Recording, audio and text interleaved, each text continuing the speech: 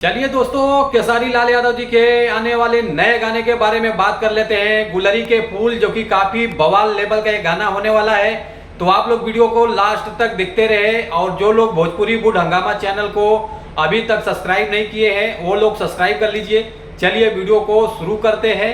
नमस्कार दोस्तों, मैं हूं सतीश। आज मैं जिस गाने के बारे में आप लोगों से बात कर रहा हूं, फाइनली ये गाना रिलीज होने जा रहा है। वो आगे बात करेंगे किस चैनल से रिलीज होगा। पहले गाने के बारे में बात कर लेते हैं। गाने का टाइटल सॉन्ग है गुलरी के फूल, जो कि काफी बवाल गाना होने वाला है केसारी लाल यादव जी का।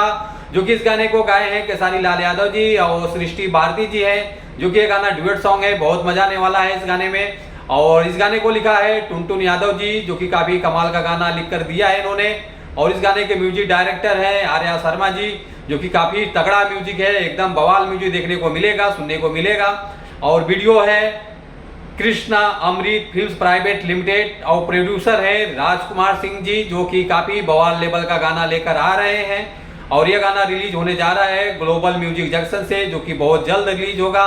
और उसके बाद एक्ट्रेस नजर आने वाली है नीलम गिरी जी, जो कि काफी कमाल का परफॉर्मेंस होने वाला है इस वीडियो में।